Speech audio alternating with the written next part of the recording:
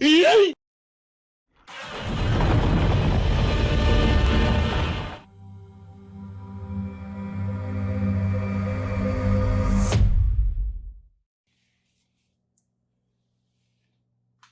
up? It's your boy Thick Boy, and welcome back to my channel, Thick Boy TV. So today, guys, I actually did something a little different on the channel. I haven't done it in a while. But I'm actually going to do a full review of the new movie that came out last week, which is called Godzilla vs. Kong.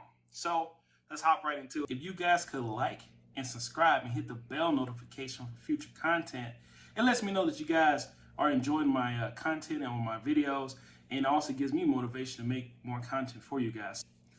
All right, so we are going to kind of change things up. For the last couple of videos, I've been doing mostly trailer reviews, but for these full reviews, I like to go into more detail in regards to like all the content within the movie, including the director, the cast, rating system, the whole nine. So in the description box, there will be timestamps that are going to be located below where you can kind of pick and choose what you want to see. I prefer, obviously, for you guys to watch the whole video, but, you know, I understand people got things to do. All right, so we are going to go ahead and go through the list of characters that are in this particular movie. It's a fair amount of them, you know, obviously not including Godzilla and King Kong, or Kong in this case, but we're going to go ahead and just jump right into it. So the first character on the list that I have is played by Alexander Skarsgård. He's primarily known for True Blood, the TV show, and he's also known for Tarzan, which is, I believe, like a live-action adaptation of the cartoon. The character he plays in Godzilla vs. Kong is Nathan Lin, who's pretty much he's kind of like a down-and-out scientist that he had an idea of something called Hollow Earth, and it actually didn't jump off too well. So he's kind of like a struggling scientist slash author. So you're going to kind of see a lot of him in the movie. Next in line is going to be the character played by Millie Bobby Brown. She is primarily known for one of my favorite TV shows, which is Stranger Things. Her character is Madison Russell. She's reprising the role from the first movie, which is Godzilla, King of Monsters. We also have one of my, I guess he's surprisingly starting to become one of my favorite characters because he's in a lot of sneaky, he reminds me of Samuel Jackson. He's always in movies and you're like, dang, I remember him from somewhere. In this case is Brian Tyree Henry. You probably know him from the TV show ATL or Atlanta, but he also voiced one of the characters into Spider-Man, Into the Spider-Verse. In this case, his character is Bernie Hayes. And Bernie Hayes is pretty much kind of like a conspiracy theorist. Before we, hop too far into the story, he primarily believes that a company called Apex Cybernetics is doing very nefarious things, and he is coming up with crazy, outlandish, ideas, basically saying that they're doing things other than what they're portraying on the TV and the news. So hold on to that thought, because we are going to jump right into that in further detail later on. So the next one we have, his name, and I'm going to say this a little slow, his name is Sean Oguri. He's not in a lot of movies that I found, a lot of American movies. He's more in foreign movies. And one of the main movies that he is in is called The Voice of Sin. Haven't seen it. I plan on watching it at some point. So it's definitely something that I definitely want to do. But he plays a somewhat supporting role. The character he plays is Ren Surizawa, who is pretty much think of him kind of like the R&D manager of Apex. Next in line is going to be a actress. Her name is Eiza Gonzalez. She's primarily known for one of my other favorite movies, which is called Baby Driver. In this particular movie, in regards to Godzilla and Kong, she plays Maya Simmons, who is the daughter of the president of Apex Cybernetics. So while we're talking about the president, let's go ahead and talk about him next. His name is Walter Simmons, and Walter Simmons is actually played by Damian Bircher. Damian Bircher is also another character or actor, I'm sorry, in surprisingly another movie I like, which is Hateful Eight. It's one of the movies that came out a while back from Quentin Tarantino. It's like a shoot 'em up Western movie. Loved it, but that's what he's primarily known for.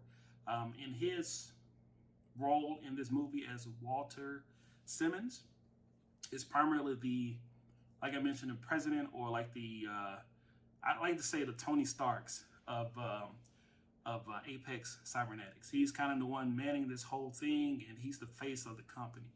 So we have a new character looks like this is her first movie, and she is Kaylee Hoddle. She actually plays the character of Jin, and Jin is the main character in Godzilla vs. Kong. You're going to hear a lot of her name in this review, and you're going to see a little bit more of her as well. Another actor that we want to bring up in particular with these characters is going to be the character or the actor Kyle Chandler. Kyle Chandler actually was in the first movie, Godzilla King of Monsters, and he's also part of a TV show that I enjoy watching, which is called Friday Night Lights. It was an adaptation from the actual movie Friday Night Lights, but I think he did it for like the entirety of all the episodes. So in this particular movie, he actually plays Mark Russell, and Mark Russell is actually the father of Madison Russell, who we mentioned earlier. Last but not least, we have Julian Dennison. Julian Dennison actually played in Deadpool 2.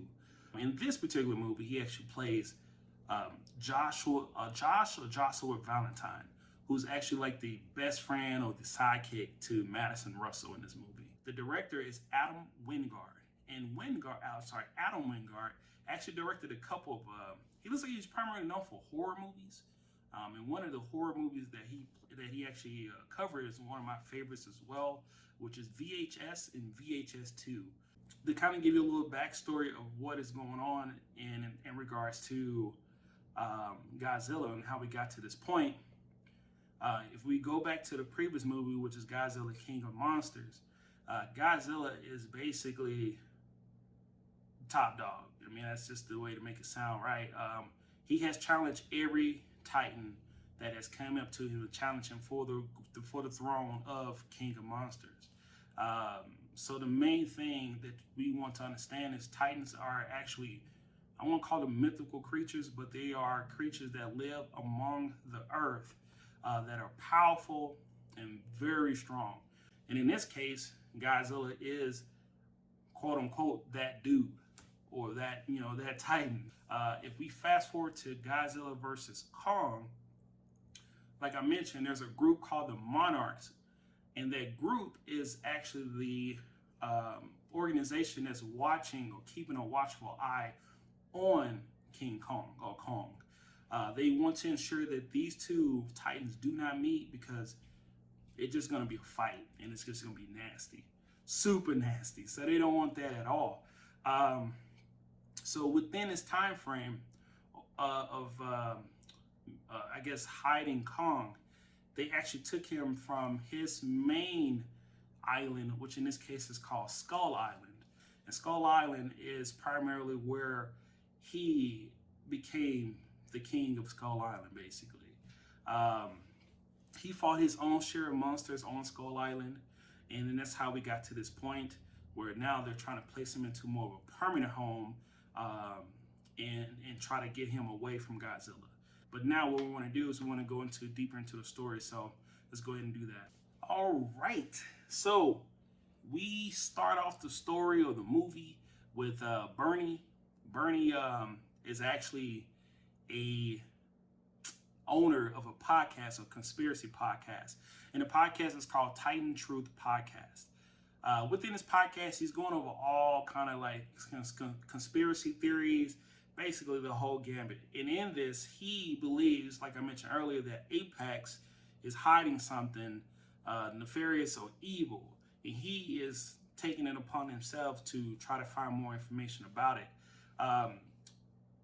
Bernie Hayes, to give him a little bit of a backstory, he actually worked at Apex Cybernetics as an employee, and he no longer works there. But he does go back, and he knows all the people there, so he goes back, I guess, to volunteer. But pretty much, he ends up infiltrating Apex Cybernetics again because he wants to get information and try to prove his point of what he is talking about in his podcast. So in this case, this is what he does. He ends up taking information or classified information from Apex Cybernetics, which is actually located in Pensacola, Florida. Godzilla actually attacks the same complex that he just infiltrated. This is really out of character for Godzilla. Godzilla from the previous movie was considered more of a savior. He was considered more of a safe haven for humans because he actually is the one that defeated all of the Titans, like I mentioned, that attempted to destroy and attack humans. There's a lot of confusion, a lot of what's going on. They don't understand why he is attacking. But one thing that we find out once they pan back over to Bernie Hayes is in the ruckus of him trying to escape, he sneaks into a lab. And within that lab, Godzilla actually attacks or shoots the lab corridor. And within this particular lab, you see this ominous looking red thing that's plugged in, and it's got wires to it. And Bernie actually says, well, what the heck is that? Hold on to that, guys. So remember that. We're going to actually talk about that a little later, but hold on to that thought and just remember what I just said just now. Godzilla just running amok. He destroys the area, and then for whatever reason, he stops. I guess he thought the threat or whatever he was attacking was done, but he escaped. I mean, he just stopped destroying the place. Okay, so pretty much now we pan over to the Monarch relief camp where all of the Apex Cybernetic survivors went to after the attack from Godzilla. And we see Madison Russell actually run up to her father, who's in charge of the Monarch release camp. And I guess he is actually a big person for this camp. She basically comes up with the idea that she doesn't believe that Godzilla would just blindly attack anything, because he hasn't been provoked in the past to do that. And of course, in the panic and in the chaos of helping all these relief victims, I'm assuming the father just kind of believed that Godzilla is like any other living being that you can change over time, and a person or a thing that's good can also be bad at some point. So he kind of brushed off her idea. So he believes that, hey, Godzilla meant to do that, and he just changed his mind and doesn't want to protect humans anymore. And Madison believes that it was opposite. He was focused on something that caught his attention. So now we're gonna hop right into Act 2. So now we hop into the next part of the movie. In this particular part of the movie, we see Nathan Lynn sitting on the couch. Looks like he's in his office, super late at night, kind of chilling for the most part. And he's actually surprised by Walter Simmons and his R&D guy, Red, basically. So they confront him and they kind of sweet talk him, say, hey man, we know you know about Hollow Earth and you actually wrote a book about it, and we want you to help us find Hollow Earth. And just to give you a little preface of what Hollow Earth is, if you're not too sure, Hollow Earth is basically an idea or ideology that in the middle of Earth, up there, in the middle of Earth, there is actually a core, not like the traditional molten core that we learn in school, but there's a core of untapped energy and basically the source of where all the Titans live. So within this core, there is untapped energy. Walter, who is the main guy from Apex Cybernetics, he wants to tap into this energy so that he can create a tool to fight against Godzilla. What he's proposing to Nathan is to say, hey, we need something to protect us against the Titans. They come to the conclusion and they realize that, hey, this could happen. Nathan had a little bit of concerns, a little bit of fear of doing it because he actually lost his brother to an attempt to go to Hollow Earth. In the movie, they actually said that his brother was crushed under the weight of Earth because there was a gravitational switch. Walter pretty much tells Nathan, hey, don't worry about this time. We have a particular transport that's going to help you out. We just need you to be in control of the whole process. So the ship, in this case, is called Heave. It's kind of corny, but it's called the Hollow Earth aerial vehicle. I thought it could be a better name than that, but whatever, right? So they propose the whole thing to him. Nathan agrees, and pretty much at this point where Nathan needs to find the entrance to Hollow Earth so they can find its energy source. So he comes up with the idea that, hey, let's use Kong as kind of like a carrier pigeon because all Titans are attracted to Hollow Earth. He reaches out to Eileen, like I mentioned, and Eileen gives him the thumbs up. She doesn't want to do it because she knows Kong will be at risk.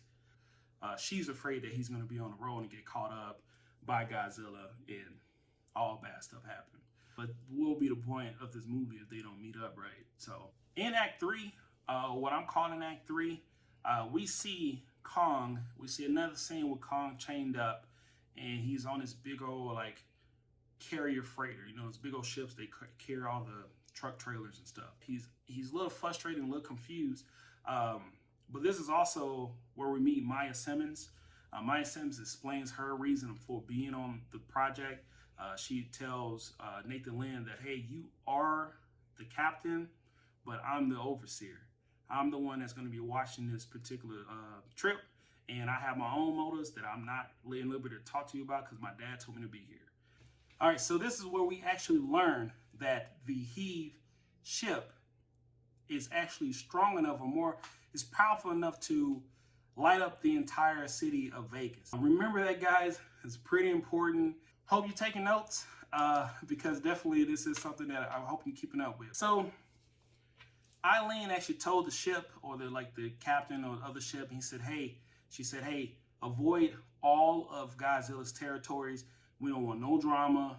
Let's just try to get him to Hollow Earth, which I failed to mention. I apologize, but Hollow Earth is actually in Antarctica.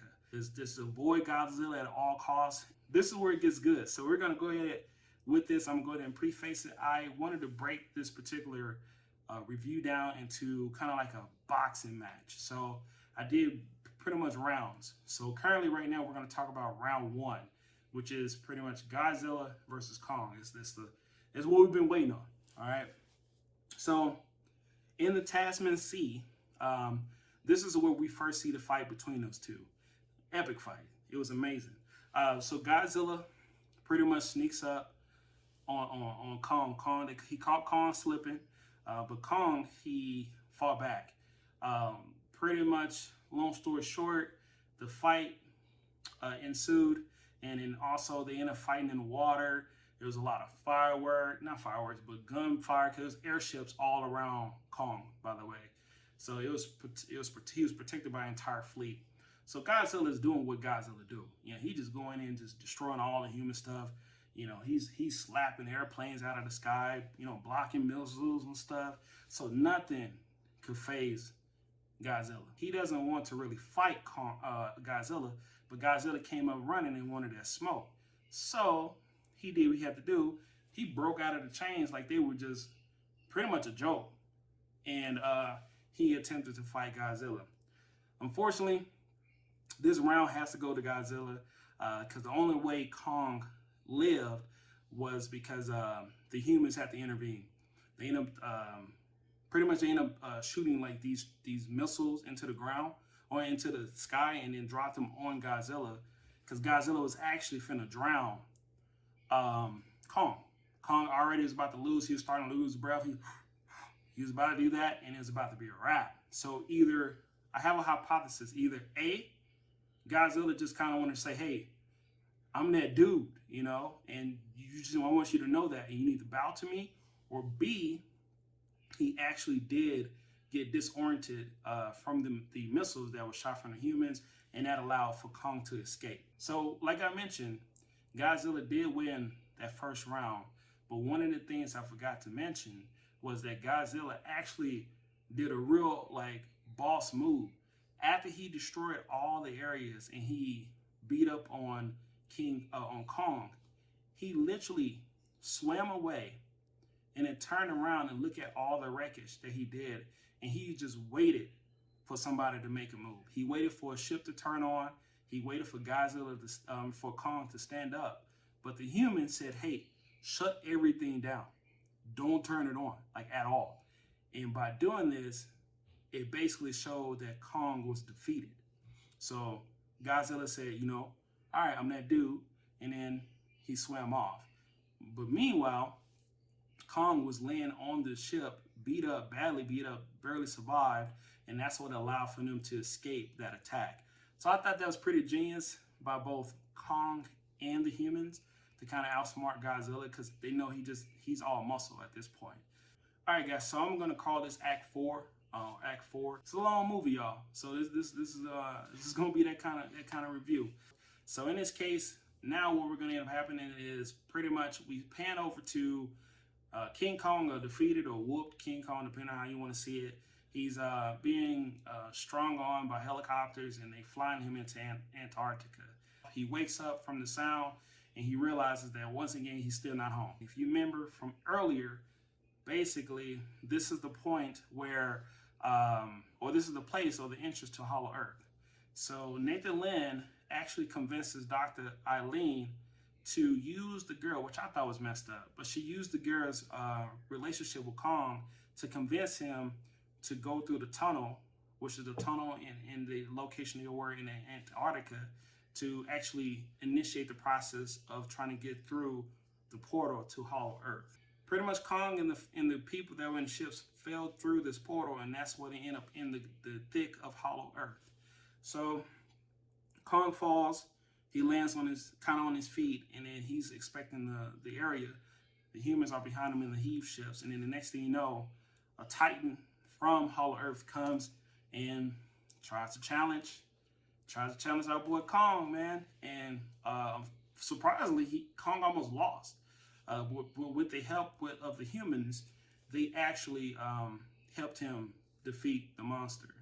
So once that happened, Kong did a boss move, and he just ripped the monster's head off and started eating the meat like that. And he just threw the thing. He just took off running. We are now at the point where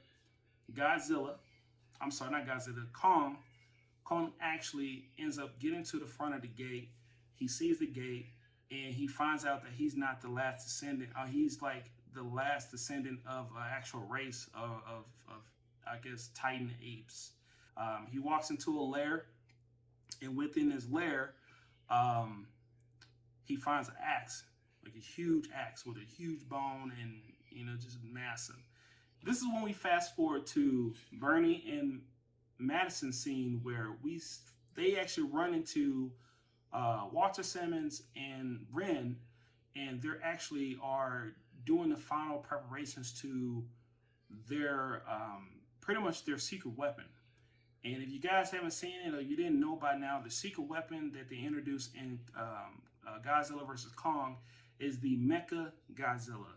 It is a fully mechanized version of Godzilla. So the crazy thing that we found out in this particular scene is that Ren is actually controlling the MechaGodzilla through, listen to this, guys, he's controlling the MechaGodzilla through one of the slain or destroyed or old skulls of the Titan that was killed from Godzilla in Godzilla King of Monsters. 5 years ago, Godzilla actually killed Ghidorah. And Ghidorah, like I mentioned, was a three-headed dragon Titan. And within those three heads, they actually had super long necks. And the only how they communicated was telepathically. So what they're doing with the skull is they're using the skull and one of the other heads of that Titan, which is now in the MechaGodzilla, to basically communicate telepathically with Ren in the skull to the robot.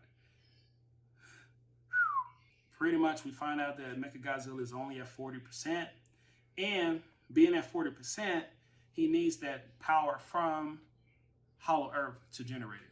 So you guys kind of putting all that stuff together. We also see, and if you remember from what I mentioned earlier, we also see that the eye of MechaGodzilla was actually the same thing that Bernie saw in the beginning of the movie. While this is going on, we actually get news that once the machine powered down MechaGodzilla, it lost power because it used its little laser beam and it used up all its juice. Like I mentioned, it needs the energy source from Hollow Earth, which, by the way, is Maya's secret mission to power the machine, basically to replicate an energy source from Hollow Earth.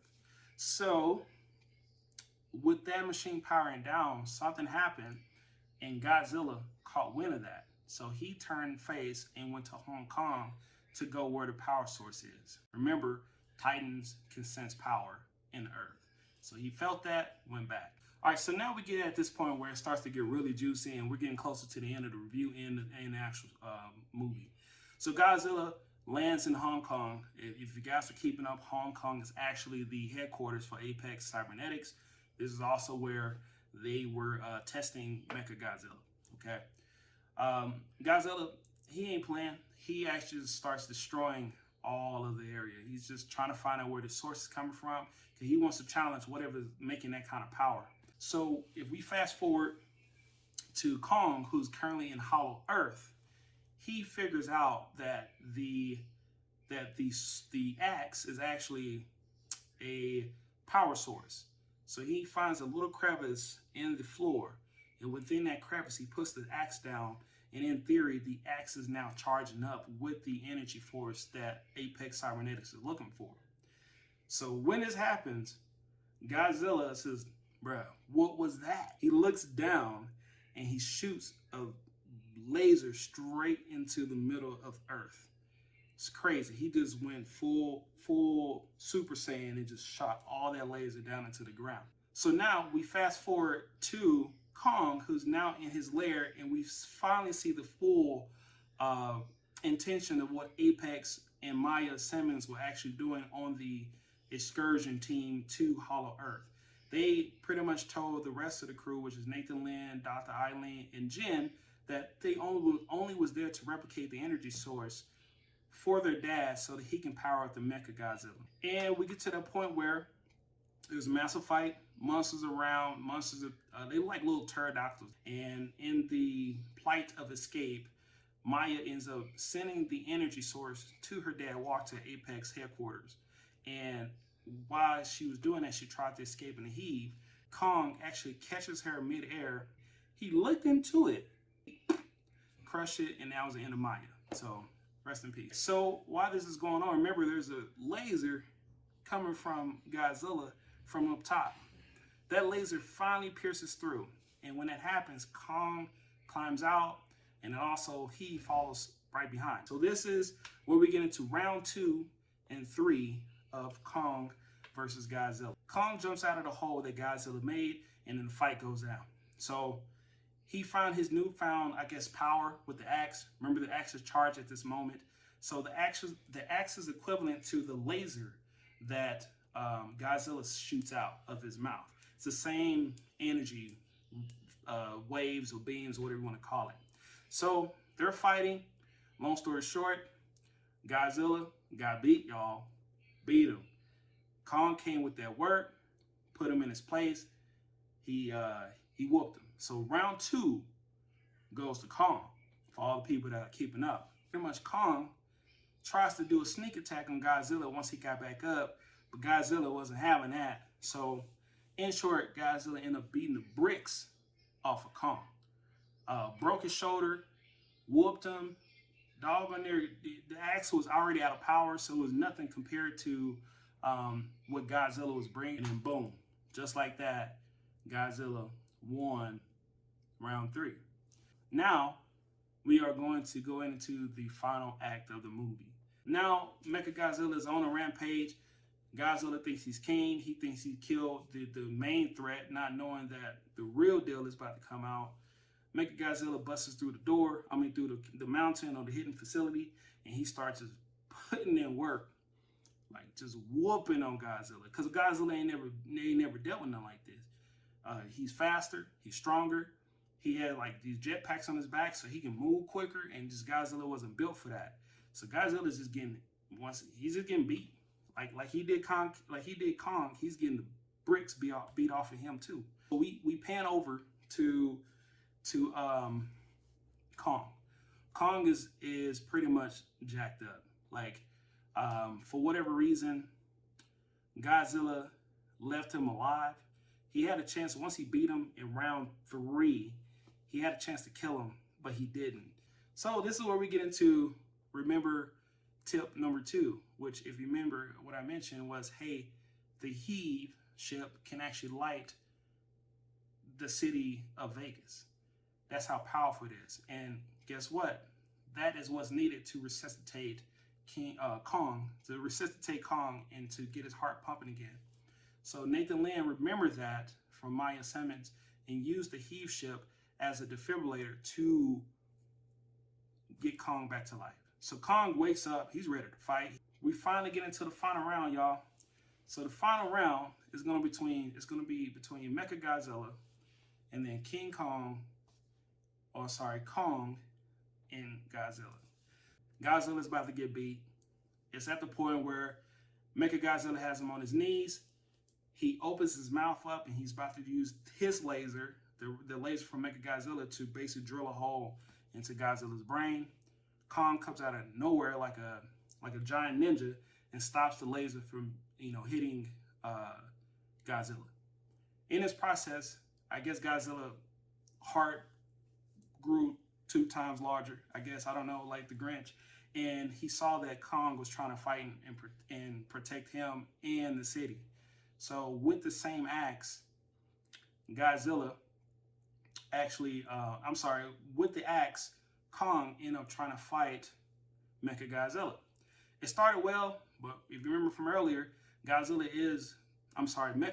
is the real deal. So he's also beating Kong. Kong is about to die because he has a laser in his face. He's about to get taken out by the laser blade on the back of MechaGodzilla's tail. Okay, so this is the corniest part of this entire doggone movie. So while this is going on, the crew, Bernie, Madison, and Josh, are in this secret area still, and they see a control panel. They're trying to, I guess, shut down MechaGodzilla, but they don't know the password because this is like a top secret scientific facility. Like, with the password, it's not going to be 99999, right? So they lock the console out, and they're just like, well, that's it. MechaGodzilla is going to win. There's no way to stop him. So Josh ends up taking Bernie's whiskey that he got from his late wife, and he pours it all over the console. And for whatever reason, that stopped MechaGodzilla temporarily, or made him weak. So he didn't kill Kong because he ran out of juice for a moment, and that gave Godzilla the chance to power up Kong's axe and superpower it, and then Kong just started slicing and dicing. He just took MechaGodzilla out like he was just a joke, which I thought that was personally the corniest part of the movie, but he just took him out. So now MechaGodzilla is defeated. Godzilla gets up. They do one final stare down. Kong still has the axe in his hand. At this point, it's powered down. Kong says, man, I don't want that smoke. He throws the axe down. Godzilla looked at him like, good. And then Godzilla runs into the ocean. So we finally pan over to Kong and Hollow Earth with the Monarch team, which include Nathan Lane, Jen, and also Dr. Eileen. And he's living a good life at this point. And that's pretty much the end of the movie. Rotten Tomatoes gave this movie a 76% on their tomato meter and a 93% audience score for Godzilla vs. Kong. For my particular view and what I believe, I think I'm going to definitely give it a yeah, bruh. It was 100% what I expected. It was an action movie through and through and not a lot of storyline to it. But in regards to overall grade, I'd probably give it a B+. Yeah, it was very enjoyable. I would definitely recommend it for anyone that wants to watch a good action movie and just not expecting any crazy plot twists or storylines. But that's pretty much my full review of Godzilla vs. Kong. If you stay to the very end, you're a real one. I really appreciate it. If you can, just like and subscribe and hit the bell notification for future content. This video took a lot of work and it took a lot of editing to do it. So any appreciation you can put on this video and on my page would be greatly appreciated. But thank you for watching this time. I'll see you next time. Thick Boy out. Peace.